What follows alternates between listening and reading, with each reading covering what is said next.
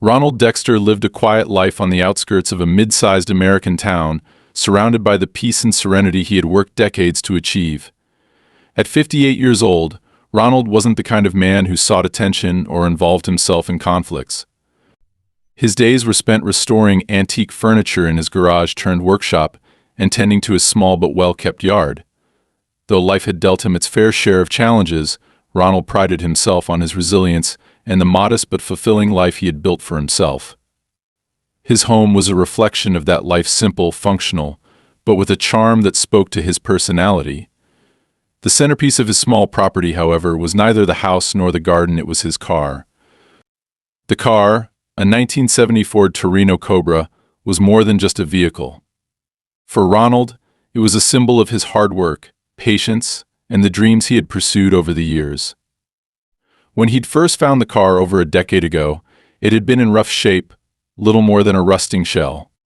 The seller had scoffed at the idea of it ever running again, but Ronald had seen potential where others saw waste.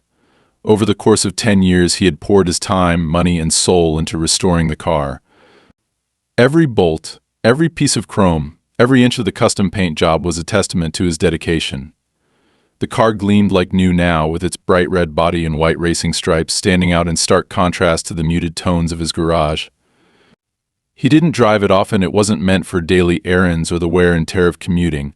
For Ronald, the Torino was a piece of history and a labor of love.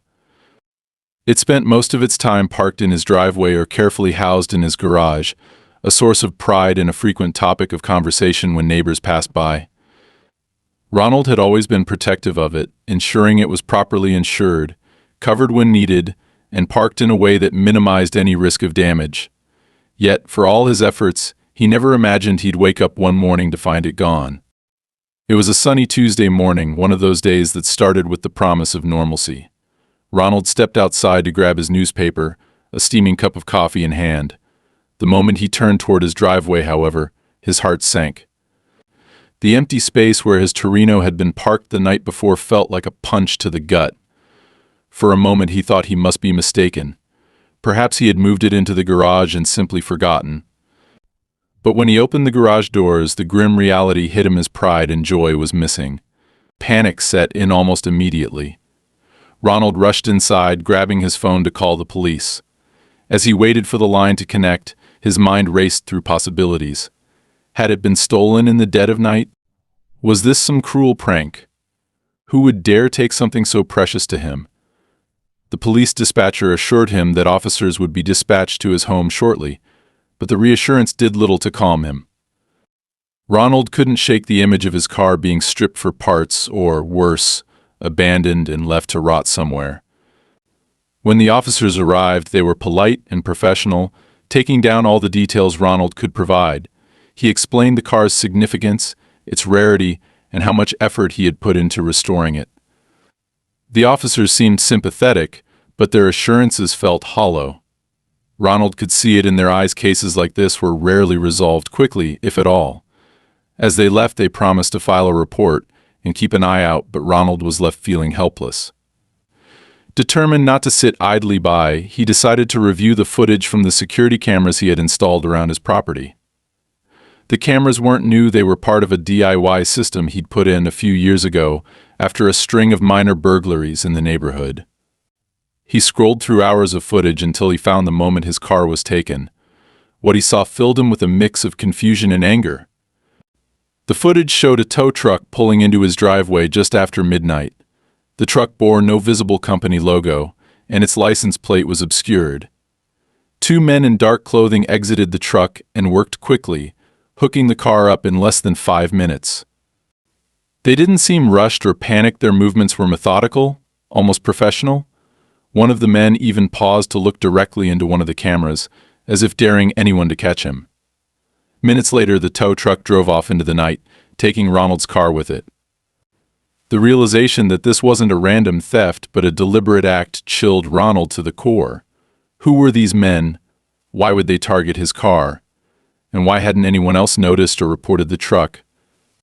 Ronald's neighborhood was typically quiet, but it wasn't deserted. Someone must have seen or heard something. He decided to ask around, going door to door to speak with his neighbors.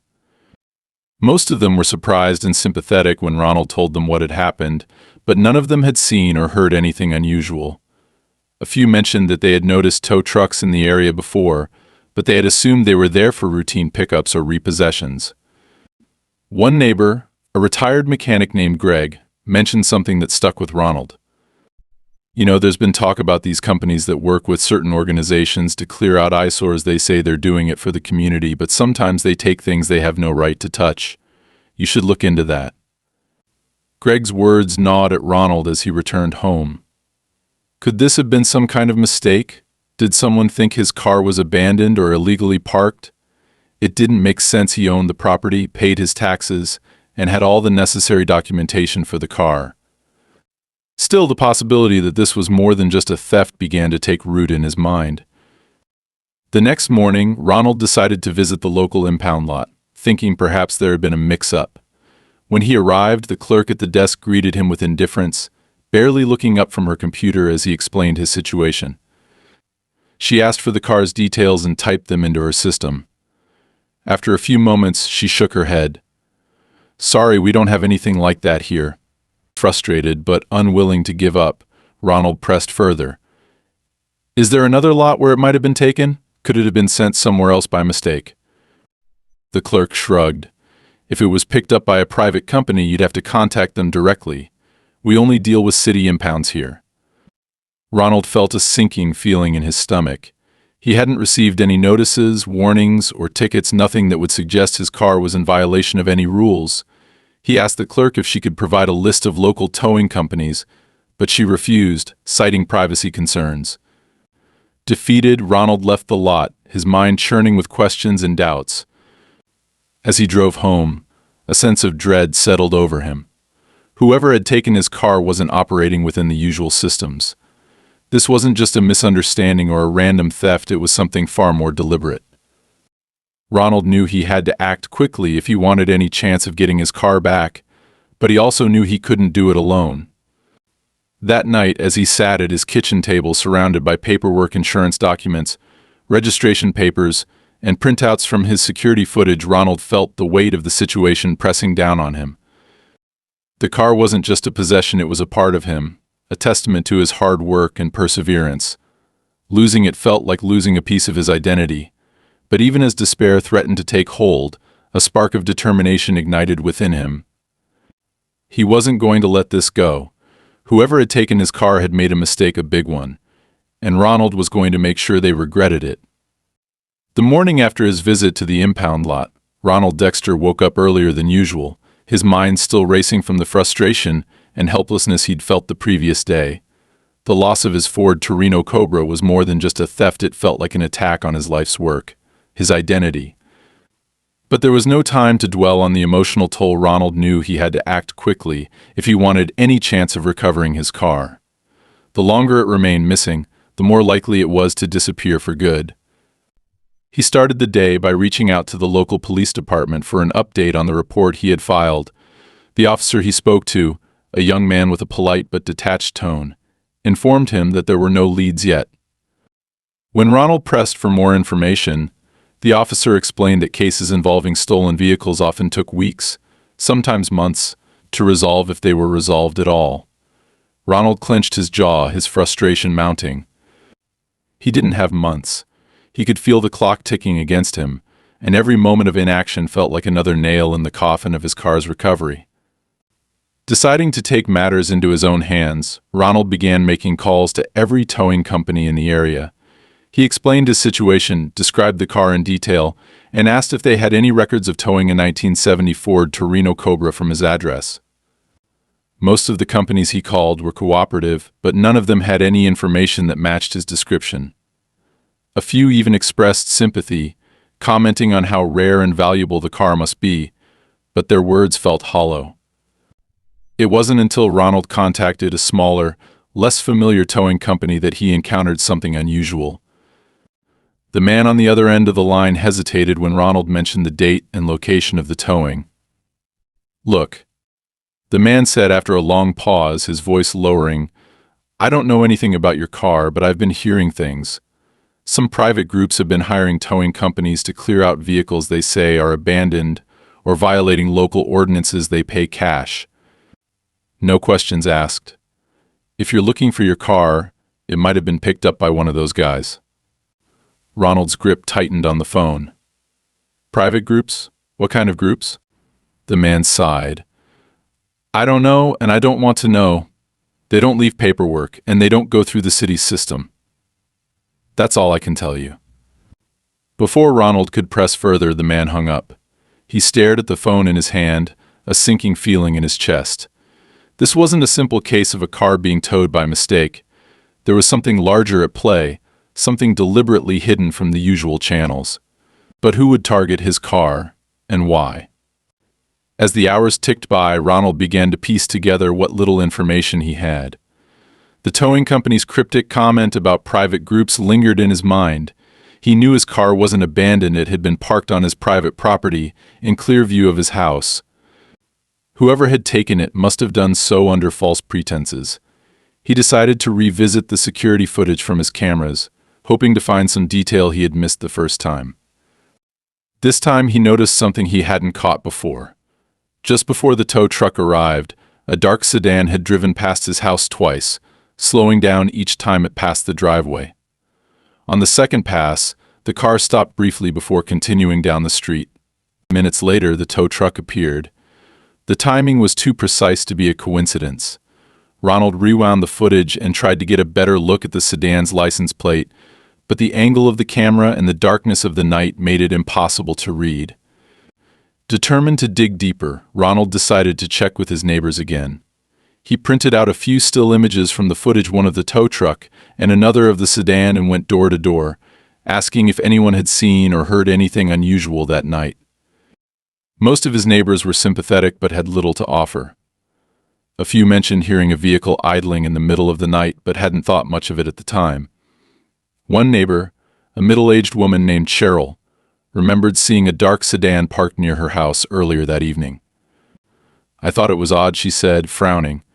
It just sat there for a while with the engine running, but by the time I went to check again, it was gone. Cheryl's comment confirmed Ronald's suspicion that the sedan was involved. Whoever had taken his car had scoped out the area beforehand, making sure the street was clear before calling in the tow truck.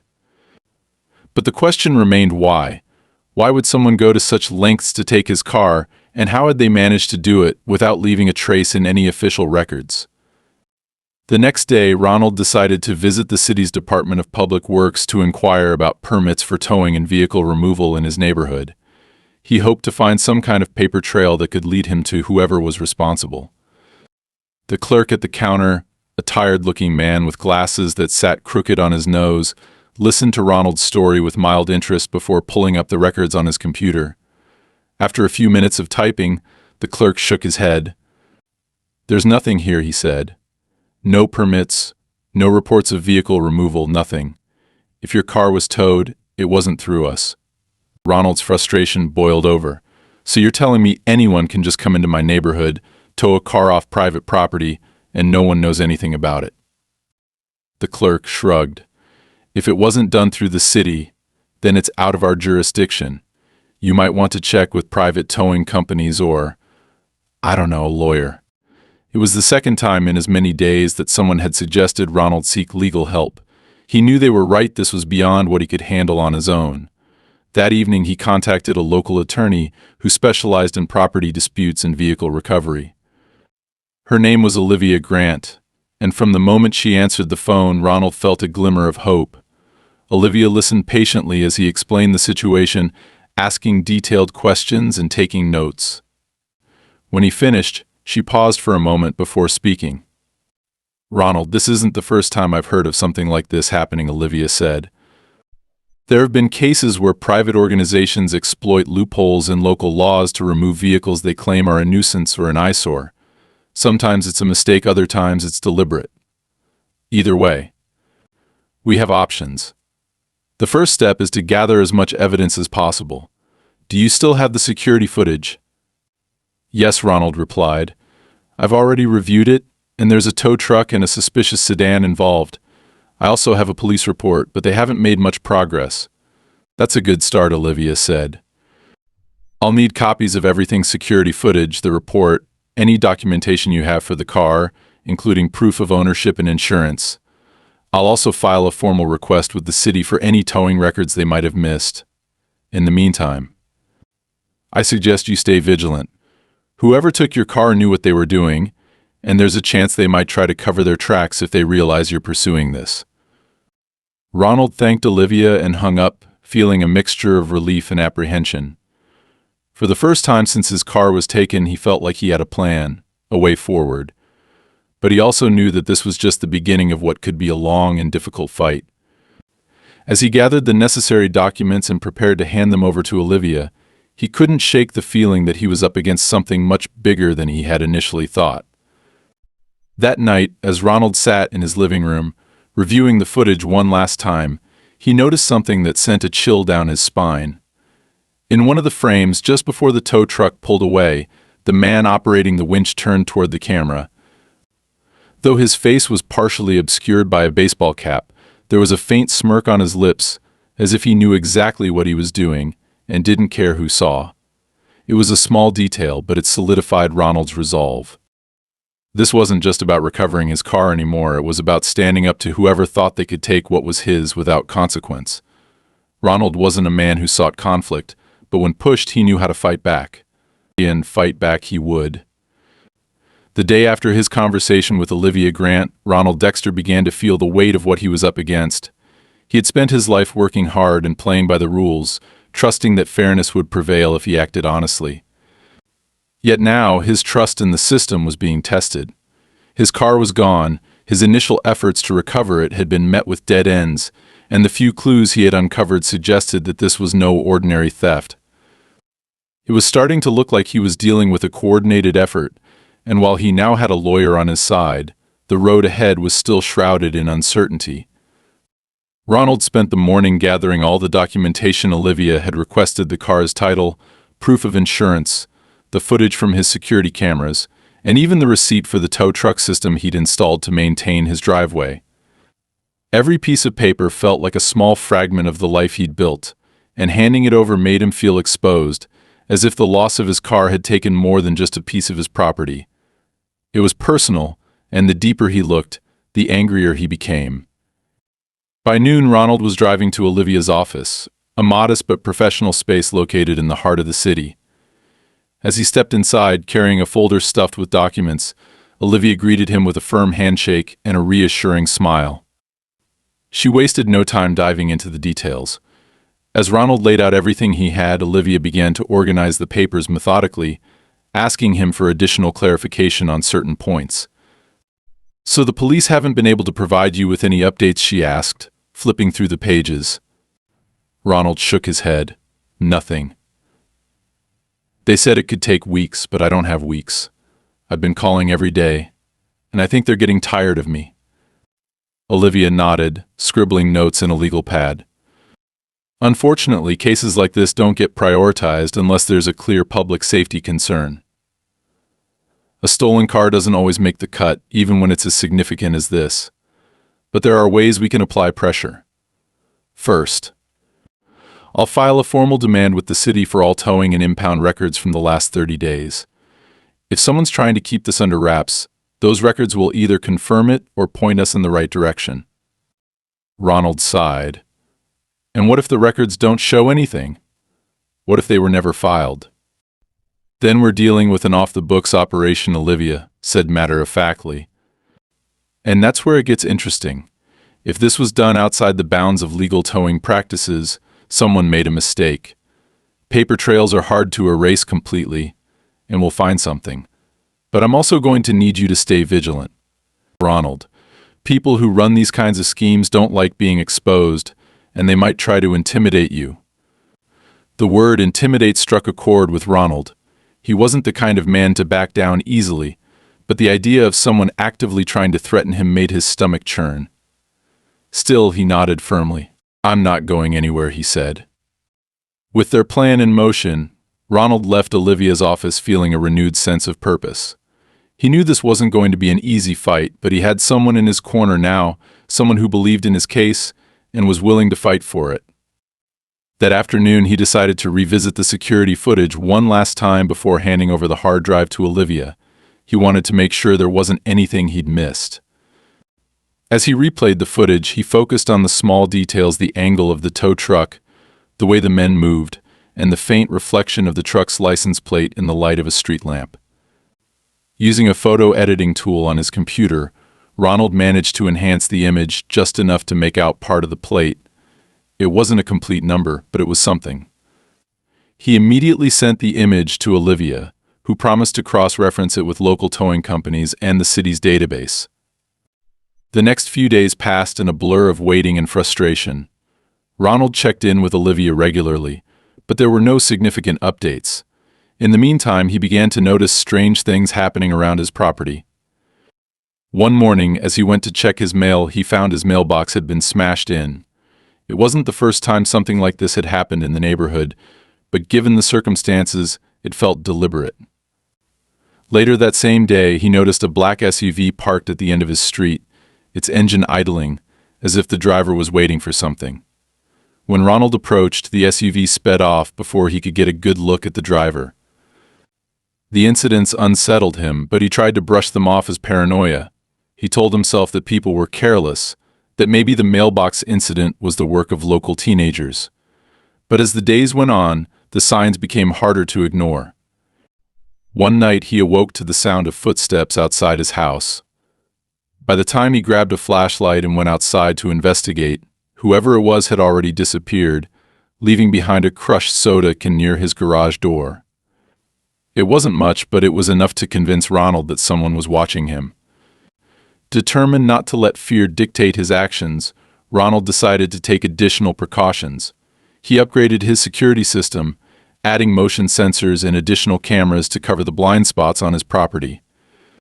He also began documenting every unusual incident, keeping a detailed record of times, dates, and descriptions. When he mentioned the incidents to Olivia, she agreed that they were troubling but advised him to stay focused on the case. "Whoever's behind this wants you to back off," she said. "The best thing you can do is show them you're not going to." As Olivia worked on the legal front, Ronald continued his own quiet investigation. He revisited the local towing companies he had called earlier, this time armed with the partial license plate number he had uncovered. Most of the companies were cooperative but had no record of the truck. However, one company owner, an older man with a weathered face and a suspicious glint in his eye, hesitated when Ronald mentioned the plate. "That sounds familiar," the man said, scratching his chin. "But if it's who I think it is, you didn't hear it from me. There's a group out there running private tows. They don't advertise and they don't follow the rules. They'll take anything if the price is right. Cars, trailers, equipment, doesn't matter." "Do you know how I can find them?" Ronald asked, his voice tight with urgency. The man shook his head. "They don't leave a trail, and they don't deal with people like you or me. But if your car ended up with them, you'd better hope it hasn't been sold yet. They move fast." The man's words confirmed what Ronald had feared all along. His car wasn't just missing, it had been targeted by a group operating outside the law, and there was a very real chance it was already gone for good. Still, he refused to give up. He relayed everything he had learned to Olivia, who assured him that they were making progress. A week later, Olivia called with the first real breakthrough in the case. The partial license plate Ronald had uncovered matched a truck registered to a shell company with ties to a local developer. The developer had a history of using aggressive tactics to acquire properties, including pressuring homeowners to sell by any means necessary. Olivia explained that while they couldn't yet prove the connection, the discovery opened the door to a deeper investigation. But the breakthrough came with its own set of risks. That evening, as Ronald was reviewing his notes, he received an anonymous phone call. The voice on the other end was low and menacing. "Drop the case," the caller said. "You don't know who you're messing with."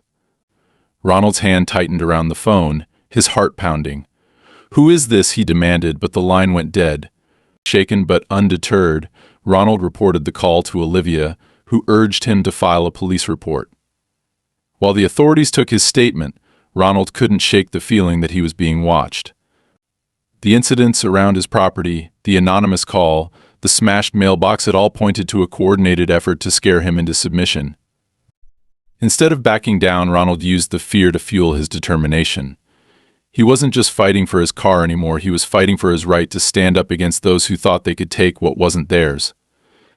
And no matter how long it took or how dangerous it became, he wasn't going to stop until he got his car back and exposed the people behind this scheme for what they truly were.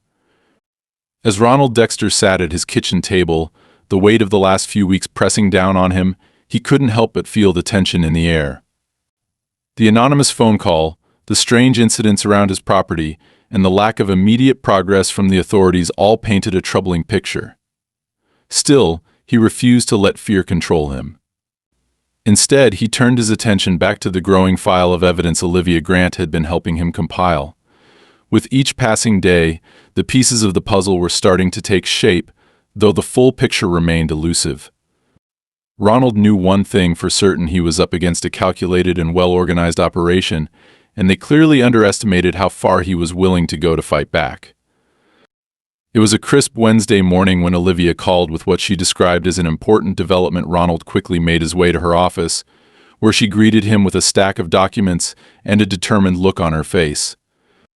"We've managed to connect the dots on some of the key players involved in your case," she began, gesturing for him to sit down. "The license plate you uncovered led us to a shell company, as we suspected. But what we've found since then is much more interesting.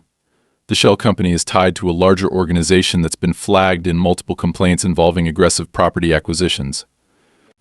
And they're not just local, they operate across state lines." Ronald frowned, leaning forward in his chair. "Property acquisitions? What does that have to do with my car?" Olivia tapped the documents in front of her. "That's the part that ties everything together. This group doesn't just go after land. They target high-value assets, anything that can be quickly liquidated for cash or used as leverage in negotiations. Classic cars like your Torino are a prime target because they can disappear into private collections or be stripped for parts without leaving much of a trail. And the fact that your car was taken from your property suggests that they're not above breaking the law to get what they want." Ronald's hands clenched into fists as he processed her words. It was one thing to suspect foul play, but hearing it laid out so clearly made his anger flare anew. "So what's our next step?" he asked, his voice tight with resolve. "We've already filed a formal motion to subpoena records from the towing company and the Shell Corporation," Olivia explained. "But while we wait for the legal process to play out, I've also reached out to a private investigator who specializes in cases like this. His name is Tom Archer, and he's got a reputation for getting results. He's agreed to take on your case and start digging into the people behind this operation." Ronald nodded, a flicker of hope sparking within him. "If he can find out who's behind this, I want to know everything: names, addresses, the works." Olivia held up a hand, cautioning him. "I understand how you feel, but we need to be careful. Whoever these people are, they're clearly willing to go to great lengths to protect their operation.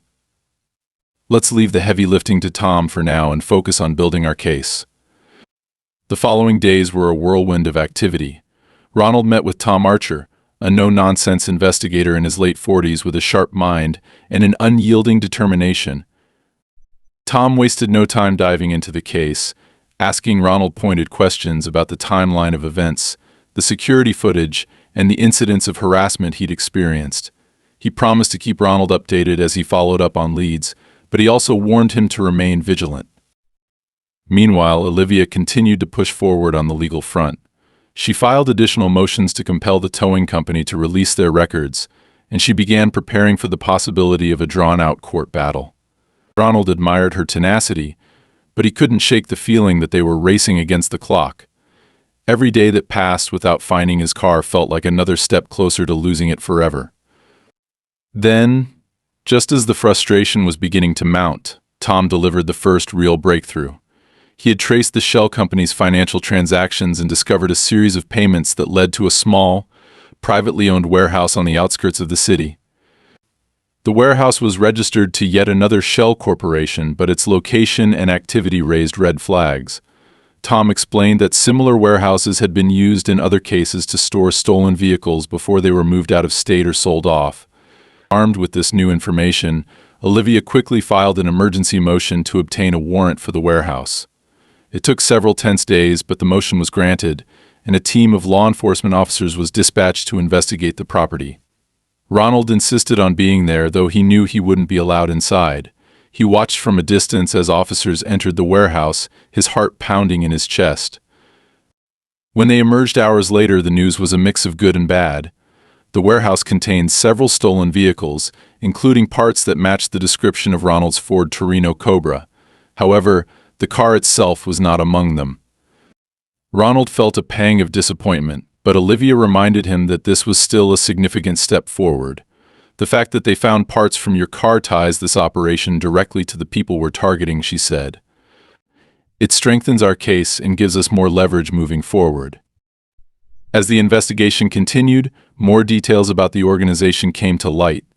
Tom uncovered evidence that the group was using a network of corrupt towing companies, scrapyards, and auction houses to funnel stolen vehicles into the black market.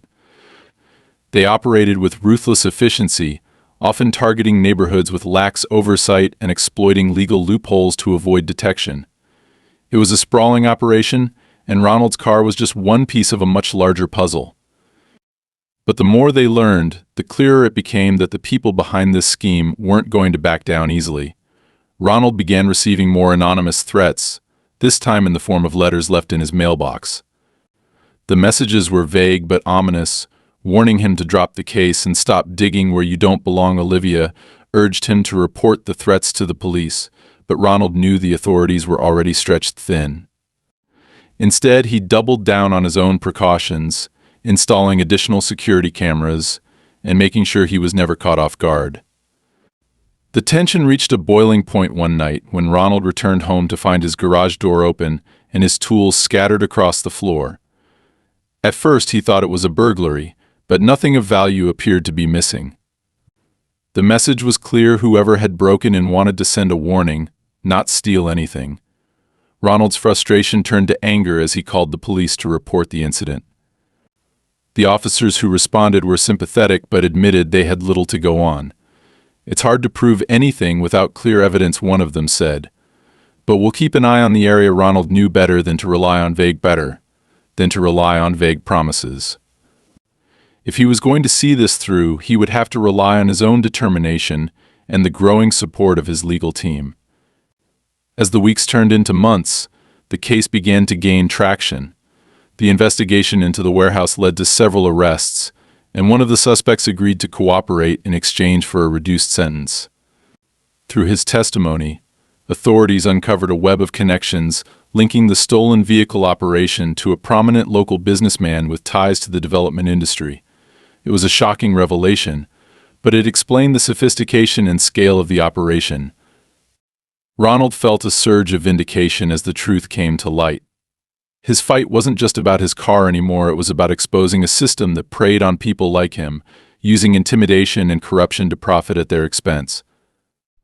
With each new piece of evidence, the case against the organization grew stronger, and Ronald began to see a glimmer of hope that justice would prevail. But the battle was far from over. The people behind the operation still had resources and influence, and they weren't going to give up without a fight. Ronald knew he had to stay vigilant, but he also felt a renewed sense of purpose. He wasn't just fighting for himself anymore, he was fighting for every victim of this scheme, and he wasn't going to stop until the people responsible were held accountable. The events leading to this point had tested Ronald in ways he never expected, but they had also revealed a strength and determination he hadn't realized he possessed. As he prepared for the next phase of the battle, he knew one thing for certain: no matter how long it took or how difficult it became, he was going to see this through to the end. Ronald Dexter felt the tides shifting as the investigation into the stolen vehicle operation gained momentum, but the newfound progress came with an undercurrent of escalating danger. What had started as the theft of his beloved Ford Torino Cobra had now spiraled into a battle against a sprawling criminal network. The discovery of the warehouse and the subsequent arrests had provided a glimmer of hope, but Ronald knew they had also painted a target on his back. His determination to fight on was unshakable, but so, it seemed, was the resolve of the people trying to stop him. The first sign of this escalation came one crisp evening as Ronald returned home after a meeting with Olivia Grant and Tom Archer. The legal case was moving forward, and Tom was uncovering more connections between the towing company and a powerful developer who seemed to be orchestrating the entire operation. Olivia had been optimistic during their meeting, but she had also warned Ronald to remain cautious. "These people don't play fair," she had said. "The closer we get to exposing them, the more desperate they'll become." Those words rang in his ears as he pulled into his driveway and noticed something unusual. The motion-activated lights that lined his garage didn't come on.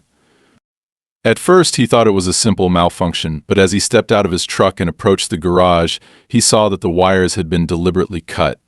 His heart sank as he realized someone had been on his property, tampering with his security system. He immediately checked the cameras, but they too had been disabled. Stepping cautiously into the garage, Ronald's stomach churned at the sight before him. Tools and equipment were scattered across the floor, drawers had been pulled open, and shelves were in disarray. It wasn't just a random act of vandalism, someone had been searching for something. But what? As Ronald surveyed the mess, he noticed a single object placed deliberately in the center of his workbench, a small, rusted wrench that didn't belong to him. It was an odd choice, almost insignificant, but its placement felt intentional. Ronald's instincts told him that this was more than a simple break-in. Whoever had done this wanted to send a message, though its exact meaning remained unclear. He called the police to report the incident, but as he waited for officers to arrive, a growing sense of unease settled over him. This wasn't just about intimidation anymore, it was a calculated attempt to unnerve him, to make him question his safety and the security of his home. When the officers arrived, they conducted a brief inspection but found no clear evidence of who had been behind the break-in. The tampering with the security system suggested a level of sophistication, but without fingerprints or witnesses, there was little they could do. One of the officers, a young woman with a sympathetic demeanor, advised Ronald to be cautious. "It's possible this is related to your case," she said, her voice low and serious. "If you notice anything else unusual, don't hesitate to call us." Ronald nodded, but he couldn't shake the feeling that the authorities were stretched too thin to provide any real protection. He spent the rest of the night reinforcing his home's security, replacing the damaged wires, installing additional cameras, and even setting up a makeshift alarm system in his garage. He wasn't going to let fear drive him from his own home, but he also knew he couldn't ignore the escalating threats. The next morning, Olivia called with an update on the case. One of the suspects arrested during the warehouse raid had agreed to cooperate in exchange for a reduced sentence. The man, a mid-level operative in the organization, had provided valuable information about the group's operations, including details about how stolen vehicles were funneled through a network of scrap yards, auctions, and private buyers. More importantly, he had named the developer behind the scheme, a man named Victor Grayson, a wealthy and influential figure in the city's real estate scene. "Grayson is a big fish," Olivia said. "If we can tie him directly to the theft of your car and the larger operation, it could bring the whole thing crashing down. But he's not going to go quietly. People like him have the resources and connections to make our lives very difficult." Ronald wasn't surprised to hear Grayson's name. The developer had a reputation for aggressive tactics, and several of Ronald's neighbors had mentioned his involvement in controversial projects that had displaced longtime residents. Still, knowing the man behind the operation only made Ronald more determined to see justice done. Over the next week, the pressure on Ronald intensified. He began receiving anonymous letters in the mail, each one more threatening than the last. The messages were handwritten in jagged, almost frantic script, warning him to drop the case and leave things alone. One letter included a grainy photo of his house taken from the street, a chilling reminder that he was being watched. Ronald showed the letters to Olivia, who immediately filed them as evidence and urged him to remain vigilant. "They're trying to scare you into giving up," she said. "But this is a sign that we're getting closer. If Grayson and his people are this desperate, it means they know their operation is at risk." The threats escalated further when Ronald's truck was vandalized. He had parked it outside a hardware store while picking up supplies, and when he returned, he found the tires slashed and the windshield shattered. A note was taped to the driver's seat, its message blunt and unmistakable: "This is your last warning." Ronald reported the incident to the police, but once again, The response was limited to taking a statement and filing a report. Olivia, however, saw an opportunity. This kind of behavior could be used against them in court, she said. It shows a pattern of intimidation and harassment. Keep documenting everything, no matter how small it seems. Despite the threats, Ronald refused to back down. With Olivia's guidance, he continued to build his case, focusing on the evidence tying Grayson to the stolen vehicle operation. Tom Archer's investigation also yielded new leads, including financial records that showed payments from Grayson's company to several towing firms implicated in the scheme. It was becoming increasingly clear that Grayson had orchestrated the entire operation, using his influence and resources to shield himself from scrutiny. But as the case against Grayson grew stronger, so did the danger Ronald faced. One night he awoke to the sound of shattering glass. Rushing downstairs, he found a brick lying in the middle of his living room, surrounded by shards of the broken window. Attached to the brick was another note, this one scrawled hastily on lined paper, "You've been warned." Ronald's anger flared as he surveyed the damage. He was tired of being targeted, tired of the fear and uncertainty that had taken over his life. He called the police again, but as the officers arrived to take his statement, he couldn't help but feel a sense of futility. The system that was supposed to protect him seemed powerless against the reach and influence of someone like Grayson. The following day, Ronald met with Olivia and Tom to discuss the latest developments. Olivia was visibly concerned by the escalation in threats, but she remained steadfast in her commitment to the case. "We're getting close, Ronald," she said. "Grayson is feeling the pressure, and that's why he's lashing out. We just need to hold our ground a little longer."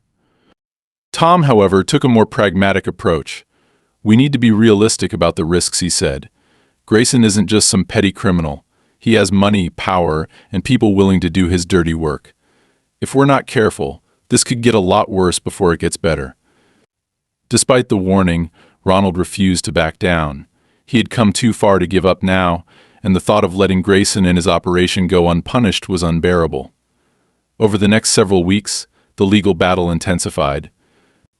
Olivia filed new motions to freeze Grayson's assets and compel him to testify under oath, while Tom continued to dig deeper into the organization's activities. The turning point came when one of Grayson's former associates came forward with damning evidence, emails, financial records, and internal documents that directly linked Grayson to the stolen vehicle operation. The evidence was enough to secure a warrant for Grayson's arrest, and within days, law enforcement conducted a raid on his offices and several properties connected to his company. As news of the raid broke, Ronald felt a mix of relief and vindication. The man who had orchestrated the theft of his car and caused so much pain and chaos in his life was finally being held accountable. But even as Grayson was taken into custody, Ronald knew the fight wasn't over. The legal battle would continue, and the road to justice would be long and arduous. For the first time in weeks, Ronald allowed himself a moment of reflection. He had faced threats, intimidation, and sabotage, but he had stood his ground and fought back. The escalation of danger had only strengthened his resolve, and as he looked toward the future, he knew he wouldn't stop until justice was fully served. As the investigation into Victor Grayson and his network of corruption reached its final stages, Ronald Dexter felt the storm closing in around him. Over the past months, his life had been turned upside down by a relentless battle to reclaim not just his stolen Ford Torino Cobra, but also his sense of security and justice. The threats, vandalism, and attempted intimidation had only strengthened his resolve. Now, with the mounting evidence against Grayson and his associates, Ronald knew they were on the verge of a pivotal moment. The climax of this grueling ordeal was fast approaching, and he was ready to face it head-on. Olivia Grant had been tireless in her pursuit of the case, working closely with law enforcement to ensure every shred of evidence was cataloged and admissible. Tom Archer, the investigator, had uncovered a treasure trove of damning material, including financial records, property deeds, and recorded communications between Grayson and the shell companies used to hide his illicit operations. The centerpiece of the case, however, came from an unexpected source, one of Grayson's former employees. The employee, a logistics coordinator named Daniel Hayes, had approached Olivia's office anonymously at first, fearing retaliation for what he knew. When he finally agreed to meet in person, he revealed a wealth of information that confirmed much of what Olivia and Tom had suspected. Grayson's operation wasn't just about stealing cars and liquidating assets, it was part of a larger scheme to force homeowners out of their properties by targeting valuable items, creating financial chaos, and leveraging fear to coerce sales. Hayes had kept meticulous records during his time working for Grayson, including emails, invoices, and even a digital logbook tracking stolen vehicles. Among the entries was the exact date, time, and location of Ronald's Ford Torino Cobra being taken. When Olivia presented this evidence to the district attorney, it was the final push needed to issue a formal indictment against Grayson and several of his key associates. The charges ranged from grand theft auto and fraud to conspiracy and racketeering. Grayson, a man used to operating with impunity, was suddenly facing the full weight of the law. News of his indictment spread quickly, and the local media began covering the story with fervor, portraying Grayson as the mastermind behind a sprawling web of criminal activity. Despite this progress, Ronald's car was still missing. The parts found in the warehouse were only a fraction of what had been taken, and there was no clear indication of where the rest of the vehicle might be. Tom had followed several leads to private collectors and auction houses, but each one ended in a dead end. Olivia reassured Ronald that the recovery of his car was still a priority, but the legal case against Grayson was their best shot at uncovering its location. As the trial date approached, the threats against Ronald intensified. One evening, he returned home to find a smear of red paint splashed across his garage door, accompanied by the words "Stay quiet" scrawled in large, jagged letters. The sight enraged him, but it also solidified his determination to see this fight through to the end. He immediately reported the incident to the police and provided Olivia with photos for the case file. The trial began in a packed courtroom, with reporters lining the benches and the public hanging on every word. Ronald attended every session, sitting in the gallery with Olivia and Tom by his side. The prosecution presented a meticulous case, laying out the details of Grayson's operation with precision. Witnesses, including Daniel Hayes, testified about the inner workings of the scheme, describing how Grayson had exploited loopholes in local laws and used his wealth to shield himself from scrutiny. When it came time for Ronald to testify, he felt a mix of nerves and resolve. Olivia had prepared him thoroughly, but standing in front of a courtroom filled with strangers and with Grayson's piercing gaze fixed on him was daunting. Still, he spoke clearly and confidently, recounting the events of the night his car was taken, the aftermath, and the harassment he endured. His testimony painted a vivid picture of the human toll Grayson's actions had taken, and he could see the jurors listening intently, some even nodding in agreement. As the trial progressed, Grayson's defense team attempted to discredit the witnesses and cast doubt on the evidence. They argued that the towing and impound records were incomplete and suggested that Grayson's connection to the operation was circumstantial at best. But their arguments began to crumble under the weight of the prosecution's evidence. Emails and financial records tied directly to Grayson were presented, showing clear instructions to target specific properties and assets. One particularly damning piece of evidence was a recorded phone call in which Grayson explicitly approved the removal of that old red car from Ronald's driveway. The final blow came when a surprise witness, a former associate of Grayson who had recently been apprehended in a related case, testified against him. The associate corroborated much of what Daniel Hayes had already revealed, adding new details about how Grayson had laundered profits from the stolen vehicles through a network of offshore accounts. The testimony left little doubt about Grayson's culpability, and the courtroom buzzed with anticipation as the trial neared its conclusion. On the final day of the trial, the prosecution delivered a powerful closing argument, emphasizing the calculated and predatory nature of Grayson's actions. They urged the jury to consider not just the financial damage he had caused, but the emotional harm inflicted on victims like Ronald, whose lives had been upended by his greed. The defense's closing argument, by contrast, was scattered and unconvincing, relying heavily on technicalities and vague assertions of innocence. When the jury retired to deliberate, the tension in the courtroom was palpable. Ronald sat with Olivia and Tom, his hands gripping the edges of his seat as he waited for the verdict. Hours passed, and the anticipation grew unbearable. Finally, the jury returned, their expressions somber but resolute. The foreperson stood and began reading the verdicts, guilty on all counts. Grayson was convicted of grand theft auto, fraud, conspiracy, and racketeering, among other charges. The courtroom erupted in murmurs as the judge thanked the jury for their service and scheduled a sentencing hearing. Ronald felt a wave of relief wash over him, his body sagging slightly as the tension of the past months began to dissipate. After the trial, Ronald stepped outside the courthouse, where reporters had gathered to cover the outcome. Though he had no desire to become the center of attention, he agreed to answer a few questions, speaking briefly about the importance of standing up against injustice. "This wasn't just about my car," he said, his voice steady but emotional. "It was about sending a message that people like Grayson can't get away with exploiting others. Justice might take time, but it's worth fighting for." In the weeks that followed, the fallout from Grayson's conviction was immense. Several of his associates were indicted on related charges, and his company declared bankruptcy as lawsuits from other victims piled up.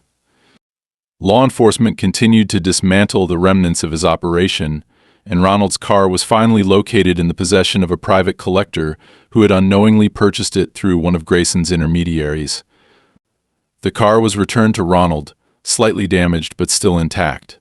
Standing in his garage once again, looking at the familiar lines of his beloved Torino, Ronald felt a deep sense of closure. The fight had been long and arduous, but he had prevailed. His car was more than a possession, it was a symbol of everything he had endured and overcome. As he polished the hood, the red paint gleaming under the light, he realized that the true victory wasn't just reclaiming what was his, it was proving that even against overwhelming odds, justice could be achieved. The weeks following the trial of Victor Grayson felt strangely quiet compared to the chaos Ronald Dexter had endured over the past several months. The tension that had once gripped his every waking moment was beginning to fade, replaced by a slow but steady sense of normalcy. Grayson had been convicted, his empire of corruption was crumbling, and many of his closest associates had either been arrested or fled, knowing that law enforcement was still untangling the full scope of his operation. For the first time in a long while, Ronald felt like he could breathe again. But even as the dust settled, he knew that this fight had changed him forever. His first priority after the trial was reclaiming his Ford Torino Cobra. The car had been located just days after the guilty verdict, sitting in the garage of a wealthy collector who had unknowingly purchased it through one of Grayson's shadowy intermediaries. Fortunately, thanks to the overwhelming evidence presented in court, the car was returned to Ronald without further legal complications. It wasn't in perfect condition, some parts had been swapped, and the paint had a few deep scratches, but it was still unmistakably his. The moment he laid eyes on it again, a wave of emotion crashed over him. It was more than just a machine, it was a symbol of everything he had fought for, everything he had refused to let be taken from him. The first thing he did was spend an entire day going over every inch of the car, restoring it to its former glory. He cleaned the interior, touched up the damaged paint, and made a list of replacement parts he would need to order. The process was both cathartic and familiar, reminding him of the years he had spent painstakingly restoring the car in the first place. It was a small act of defiance against everything he had been through, a statement that no matter how hard they had tried to take it from him, he had won in the end. But the victory was bittersweet. Even with Grayson behind bars, Ronald couldn't erase the months of stress, fear, and frustration he had endured. His home, once a place of solitude and comfort, still carried the echoes of threats and intimidation. Every creak in the floorboards at night still made his heart race. The shattered window, the brick thrown through his garage door, the slashed tires, all of it had left a mark that wasn't so easily repaired. One evening, as he sat in his garage staring at the Torino, Olivia Grant stopped by to check in. She had been instrumental in bringing Grayson to justice, and in many ways Ronald felt like he owed her more than he could ever repay. She leaned against the workbench, watching as he meticulously polished the hood. "You did it, you know," she said after a long silence. "Most people would have given up. Walked away. But you fought back, and you won." Ronald exhaled slowly, setting down the cloth he had been using. "I don't feel like I won," he admitted. "I got my car back. Grayson is going away for a long time, but I don't think I'll ever get back the time I lost, or the peace of mind they stole from me." Olivia nodded, as if she understood exactly what he meant. That's the thing about justice. It's not about making things the way they were, it's about making sure they can't keep doing it to someone else. She gestured toward the car. "And you did that. Grayson's finished. His entire operation is collapsing, and people are finally paying attention." Ronald had to admit, she was right. In the wake of Grayson's downfall, investigations into similar fraudulent property schemes had been launched across the state. Several officials who had once turned a blind eye to his activities were now under scrutiny, and reforms were being proposed to close the legal loopholes he had exploited for years. The case had sparked a broader conversation about corruption, one that wasn't going to fade anytime soon. But beyond the legal and systemic consequences, there were also the personal ones. Ronald had received an outpouring of support from people in his community. Neighbors who had once been indifferent now stopped by to check in, expressing their gratitude for his perseverance. Some of them had nearly fallen victim to similar schemes, but seeing Ronald fight back had inspired them to be more vigilant, to stand up for themselves before it was too late. There was also Tom Archer, the investigator who had played a crucial role in uncovering the truth.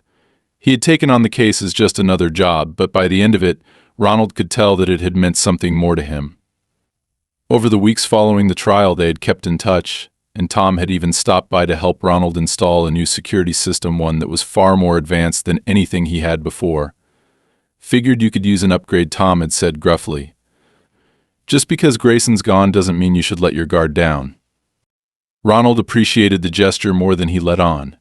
He had always been a private man, not one for relying on others, but this experience had taught him that sometimes having the right people in your corner made all the difference. As time passed, the weight on Ronald's shoulders gradually lessened.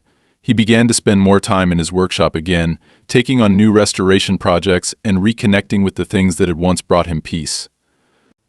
The Torino was back where it belonged, and even though the scars of the ordeal remained, he refused to let them define him. One afternoon, as he was finishing up the last touches on the car, he received an unexpected phone call. It was from Cheryl, his neighbor, who had first mentioned seeing the mysterious sedan on the night of the theft. She had heard through the grapevine that Ronald was planning to take the Torino out for a drive soon, and she had an idea. "Some of us were thinking," she said, "maybe you should take it for a ride through town this weekend. Let people see that you got it back, that you didn't let them win." Ronald hesitated at first, but the more he thought about it, the more he realized she was right. This wasn't just about him anymore. It was about showing everyone that no matter how much someone tried to take from you, if you fought hard enough, you could take it back. That Saturday, as he eased the Torino onto the main road, the familiar rumble of the engine beneath him, he felt something he hadn't in a long time: freedom. He drove through town, nodding to people who waved, feeling the weight of the past months finally start to lift. He had been through hell, but he had come out the other side stronger. The road stretched out ahead of him, open and full of possibilities, and for the first time in a long time, Ronald felt ready to move forward.